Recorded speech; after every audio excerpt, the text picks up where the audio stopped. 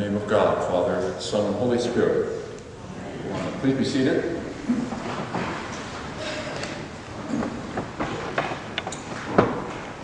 When you rehearse a play in a professional production, the first day is, well, in any production, the first day is mostly taken up with what's called the table read, which is just what it says. All the actors sit around a big table with the director and the stage manager and read the play aloud. On the first day, the producers and the designers and the theater staff are all usually there too to meet and greet and show support, but they're also there to get a taste of what this particular group of people is going to be bringing to this particular production, and because they all have a role to play in making that happen. There's a half hour or so of socializing that starts with, and then everybody sits down, the actors at the table, and they read the play straight through from start to finish. So the reading itself has a certain performance aspect to it, for better or worse. For a number of years, when I was starting out as an actor, probably over half the time, midway through this first reading, I'd find myself looking at one of the other actors. It was all somebody that I'd never worked with before, and thinking, why in the world did they hire this guy? Just based on what I was seeing in the reading. But within a couple of weeks, that feeling always went away, leaving just a not-so-slight sense of shame.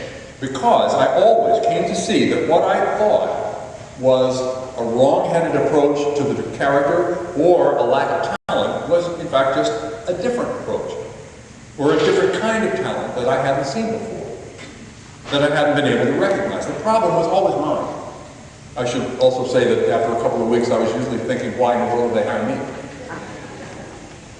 What each actor uniquely brings to the creation of a role affects everyone else's understanding of what they themselves are doing and of the play itself. And that's actually what gives life to the whole experience and newness. That's the fun of rehearsal. The unknown, the unexpected, the new. That's the juice of any production. And the whole point is to share with the audience this new thing that you've all created together. Like a lot of what I learned in the theater, what used to happen with me at the first reading is the same in the rest of life. Very often, when we encounter something that we're not familiar with, we tend to see it not as new, but as wrong, and just reject it. There's a book of Lenten meditations by the Episcopal priest Martin Smith called A Season of the Spirit. One of those meditations is titled, I Can Live with Mystery in the Unknown, which he begins by saying that our instinctive response, instinctive to the unknown, is fear, rather than trust. We don't usually feel safe until we know what it is that we're encountering. He goes on to talk about the problem that this creates in human relationships. It's that it's fear of what we're unfamiliar with, what we don't understand in others, that prevents us from being in community with them. Fear is usually at the root of why we reject or turn aside from relationships with other people, why we dismiss them, why we don't really hear them or see them. We don't give them a chance. It's safer to keep them in the category of other. We want things to stay the same in life. It's not hard to understand. We want to live in a stable, safe world. We want to live in peace. We want our families and our communities to run smoothly. We think that happens when things stay the same. So we try to do what we can to keep it that way. The problem with this is that things don't stay the same, do they? Because God is always creating. God is never not creating. So when we want things to be the same, when we insist that they stay the same, we often shut ourselves off from the new life that God is always offering us to join in and to grow in and to be enlivened by. The desire to keep things the same is a habit, a reflex, which we need to keep ourselves aware of, because it doesn't just apply to our marginalization of other people. It extends into all of life. The new life that God creates has no limit. We all know this. Thank God. The passage from Isaiah that we heard today contains two verses which speak directly about all of this. Do not remember the former things, or consider the things of old. I am about to do a new thing. Now it springs forth. Do you not perceive it? book of Isaiah is addressed to the people of Israel living in exile in Babylonia. The Babylonian exile, which lasted for over half a century, 3 generations, meant much more than people simply being forced to live in a different place. This event was the great spiritual rupture in the story of the people of God. It's debatable as which is bigger, this or the Holocaust. But it's that same level of rupture. God had given them the land of Palestine. It was the fulfillment of God's covenant with Abraham, and now, as far as they could see, that covenant had been broken, and broken by God. So they found themselves asking, who is God? Who are we? Who are we if we're not God's people? They felt lost. They've been cut off, adrift. The passage that we heard today from chapter 43 is an oracle of salvation addressed to those people. It begins with a reminder of who God is, of how way back when God had delivered them out of Egypt. As we heard, the Lord makes a way in the sea, a path in the mighty waters. That's a reference to the parting of the Red Sea. Of course, then comes the army of Pharaoh pursuing them. The Lord brings out chariot and horse, army and warrior. And those same waters that in God's hands had just been the miraculous means of the Israelites' deliverance, now in God's hands becomes the instrument of their salvation from those who would destroy them, and the instrument of the death of Pharaoh and his army. Chariot and horse, army and warrior lie down. They cannot rise. They are extinguished, quenched like a wick. Through this voice of Isaiah, God is saying, I have not abandoned you.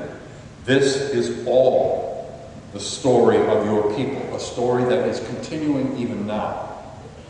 And, Isaiah says, we're about to start the next part of that story. So, do not remember the former things, or consider the things of old. Those things that I just reminded you of, Isaiah says. Do not consider them. If we simply bask in the memory of God's mighty acts, if we simply treat them as feel-good reminiscences of our glorious past, then we walk right past the truth that that same God is alive right now, working with that same power to change the world. Isaiah is telling us that the point of understanding the past is to transform our understanding of the present. We know what God can do, so we know how to look for what God is doing now. And notice this. In this passage, it is the prophet who describes God's action in the past. It says, God who makes a way in the sea, a path in the mighty waters. But when God speaks through Isaiah in the passage, it is God who looks to the future. Do not remember the former things, or consider the things of old. That's God speaking, and it's a divine command. And then God says, I am about to do a new thing. Do you not perceive it? That's an open question to us. God tells us, be alive to what's happening now, or you're going to miss the amazing new life that I'm holding out to you. And notice something else about just how God is going to go about it. I will make a way in the wilderness and rivers in the desert. In the flight out of Egypt, God had turned the sea into dry land to save his people, save God's people. And now, as the means of deliverance, God is doing the very opposite, turning dry land into rivers.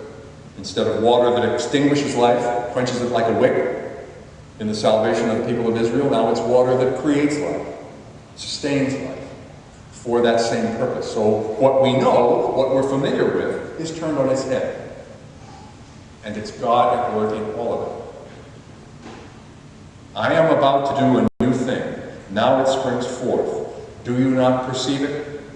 I think this is one of the most important verses in the whole Bible. Because not only does it describe what God does, new things, it puts us to the question, do we perceive it?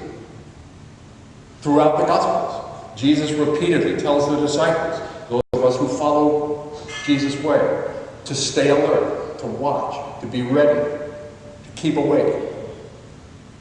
This is because God is alive. and always doing new things.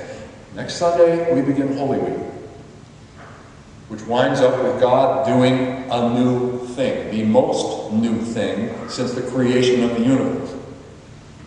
May that never be for us a former thing, a thing of old. Resurrection is always happening. If you were at the Empty Bowl celebration last night for loaves and fishes, you saw some resurrection going on there, a very new thing. So let us stay alert. Let us be ready when it springs forth, and let us always live in its light. Thanks be to God. Amen.